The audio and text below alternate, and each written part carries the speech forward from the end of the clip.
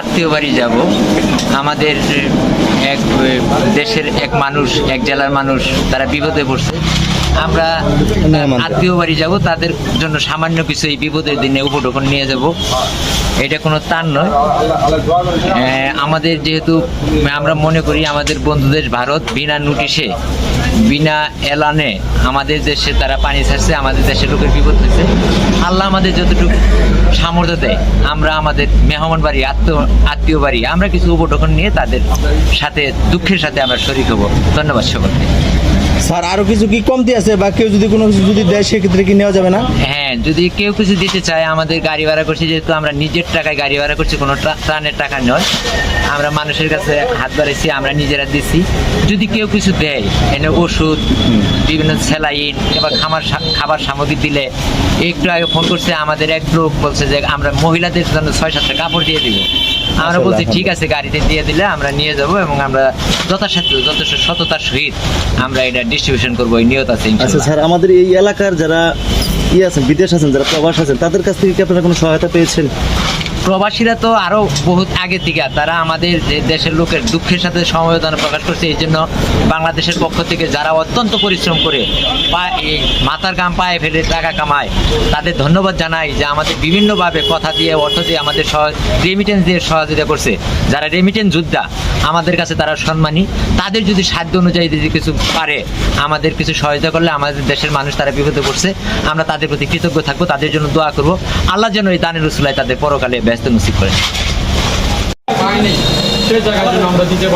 আমাদের একটা বড় সৌভাগ্য যে আমরা এই বিপদের সময় মানুষের পাশে দাঁড়াইতে পারি। এটা আমাদের, আমি মনে করি এটা আমাদের মানবিক দায়িত্ব। দেশ যখন বিপর্যয়ের মুখে, হাজার মানুষ পানি বন্ধ রয়ে গেছে, এই এলাকার পক্ষ থেকে যারা ধনাঢ্য ব্যক্তি আছে, যারা দাতা ব্যক্তি, তারা আমাদের এখানে সাহায্য দিচ্ছেন। আমরা এখানে যারা সহযোগিতা করছেন, আমি নিজেও তো করতে না পারলে যারা সহযোগিতা করছে তাদেরকে আমরা ধন্যবাদ জানাই। এবং আমি সারা দেশের যারা সচ্ছল মানুষ, যারা পানিবন্দির এলাকার বাইরে আছেন, তাদেরকে এই অসহায় মানুষের পাশে দাঁড়ানোর জন্য আমরা বিনীতভাবে আহ্বান জানাচ্ছি। যুগে যুগে এই দুর্যোগ হতেই পারে আমাদের দেশে, তবে আমরা দুর্যোগপূর্ণ একটা দেশ। আল্লাহ তাআলা আমাদেরকে এই দুর্যোগ থেকে আমাদের সবাইকে রক্ষা করুন, এই আশা প্রত্যাশা করি। এবং আপনারা স্যার এই এলাকাতে যখন টাকা উঠাইতে গেছেন, তখন মানুষ কেমন সাড়া পেয়েছে? মানুষ যথেষ্ট সাড়া দিয়েছে, যথেষ্ট সাড়া দিয়েছে। আমার মনে হয় যে এই মুহূর্তে মানুষের একটা মানবিক গুণাবলী অবশ্যই মানুষের বৃদ্ধি পাইছে। তারা মানুষের পাশে দাঁড়াইছে এবং ত্রাণ দিয়ে তারা খুশি হয়েছে এবং আল্লাহর কাছে তারা দোয়া করছে। যারা পানিতে আটকা পড়ছে, যারা বিপদে পড়ছে, তারা তাদের জন্য আল্লাহ তাআলা উদ্ধার করে।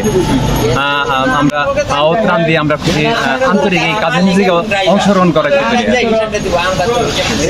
তো সর্বশেষ আপনারা এখান থেকে রওনা হবেন কটার দিকে? আমরা রাত্রি 11টার দিকে রওনা হবো ইনশাআল্লাহ, যদি আল্লাহ আমাদেরকে তৌফিক দেয়। রাত্রি 11টা আমরা নিজেদের যানবাহনে যাবো। ত্রাণের যে টাকাগুলো উঠেছে সেখান থেকে আমাদের কোনো খরচ হবে না, আমরা নিজের পয়সা দিয়ে আলাদা গাড়ি ভাড়া করে যাবো ইনশাআল্লাহ।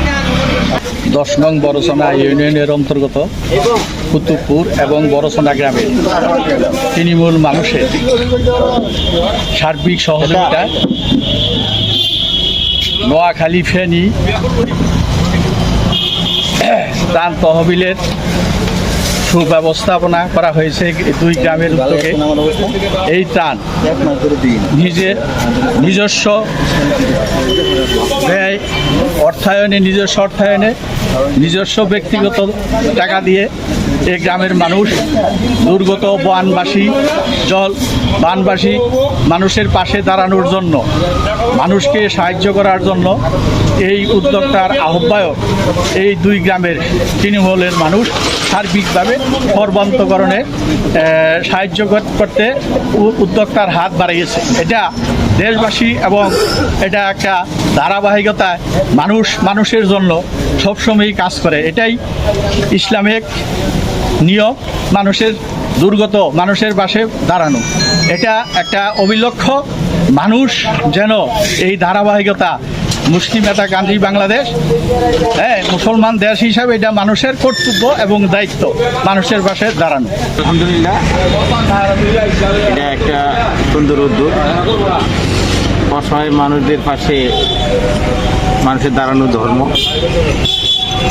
এবং সেই কাজের জন্য আমাদের এই টাঙ্গাইল ডিস্ট্রিক্টের সদর থানার কুতুর গ্রামের নিবেদিত প্রাণ এবং পরিশ্রমী জনতা তাদের সহযোগে সপনে তারা বানবাসী মানুষের জন্য যে সহযোগিতা করতেছে মহান আল্লাহ তাআলা যেন তাদেরকে নেক হায়াত দান করুক, আল্লাহ যেন তাদেরকে শক্তি দান করুক এবং বানবাসী মানুষদেরকে যেন এই মহাবিপদ থেকে আল্লাহ রক্ষা করে। আমিন। আমাদের কুতুবপুরের মানবিক সহায়তার জন্য ফেনী আমরা আজকে 11টার দিকে রওনা হবো প্রাণ নিয়ে। আমরা কিছু বন্টনে যত বাধাগ্রস্ত না করি সেই প্রচেষ্টায় থাকবো। কুতুবপুরবাসী আমরা জানি যে বিভিন্ন সময় বিভিন্ন কাজে অংশগ্রহণ করে থাকে এবং তারা সমাজ তথা দেশের উন্নয়নে বিভিন্ন সময় কাজ করে থাকে কুতুবপুরের বিভিন্ন সংগঠন। এরকম আপনারা আর কি কি কার্যক্রম করে থাকেন মানব সেবার? আমরা মানুষ সবাই করি বিভিন্ন কাজে, গরিব দুঃখীর সহায়তা করি। কেউ মারা গেলে তার মানে বিবাহ আমরা জানি যে কুতুবপুরে কিন্তু ফ্রি মেডিকেল ক্যাম্প হয়। হ্যাঁ, এরকম মারা গেলে তার জন্য আমরা খরচ করি। তার জন্য অনুষ্ঠান করি। আচ্ছা, এই যে আপনার কুতুবপুরের মধ্যেই যে মানে সকলের যে সম্প্রীতির যে বন্ধনটা, এইটা আসলে আপনি কিভাবে দেখছেন বা এরকম আরো মানুষের করা উচিত কিনা বিদেশে বিভিন্ন জায়গায়? এইটা করলে মানুষের সাথে মানুষের ভ্রাতৃত্ববোধ বাড়ে এবং এইটা আমরা পূর্বপুরুষ করে আসতে আমরা সেই ধারাবাহিকতা আমরা করি। এটা একটি গ্রামের যে মেলবন্ধন, মানুষের মধ্যে যে ভ্রাতৃত্ববোধ এবং মানবতাবোধ, সেটা কিন্তু আসলে বৃদ্ধি পায়। আসসালামু আলাইকুম রহমতুল্লাহ।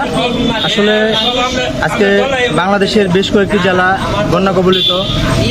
ভারত আসলে হুট করে একটা মানে প্রতিহিংসামূলক আমাদের দেশে মানে পানি ছেড়ে দিয়ে মানে বন্যার যে আমাদের ক্ষয়ক্ষতি হয়েছে, আসলে মানে এখানে সবাই স্বতঃস্ফূর্তভাবে সারা বাংলাদেশের মানুষ সাহায্য করতেছে।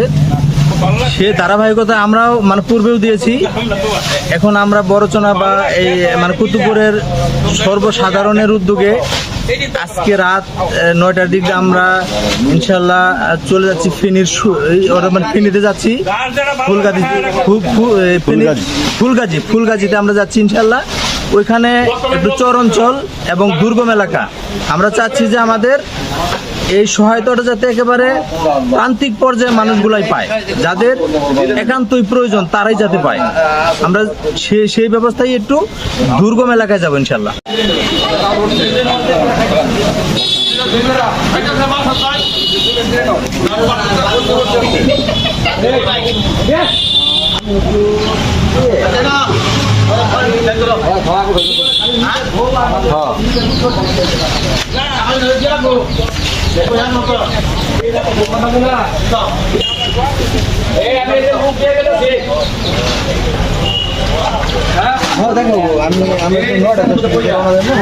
আমি আছি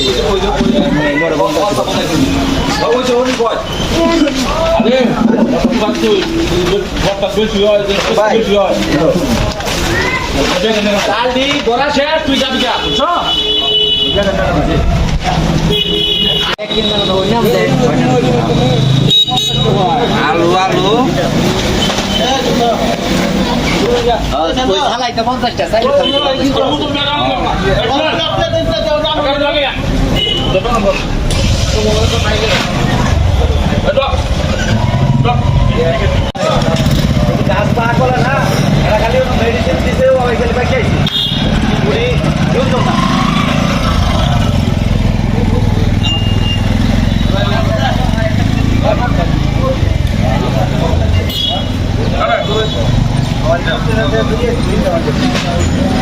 স্বাস্থ্য মানে দীর্ঘায়ু কামনা করি, আমরা যেন ওইখান থেকে চলে আসতে পারি এই কামনা করছি। এবং বন্যাত এলাকায় সকলে মানুষের মানে সুস্থ থাকুন, ভালো থাকুন, আল্লাহ আমাদের সহায় করুন এই আশা ব্যক্ত করি। আমার সাথে আমি শেষ করছি। আসসালামু আলাইকুম। পাইনি সে জায়গার জন্য আমরা দিতে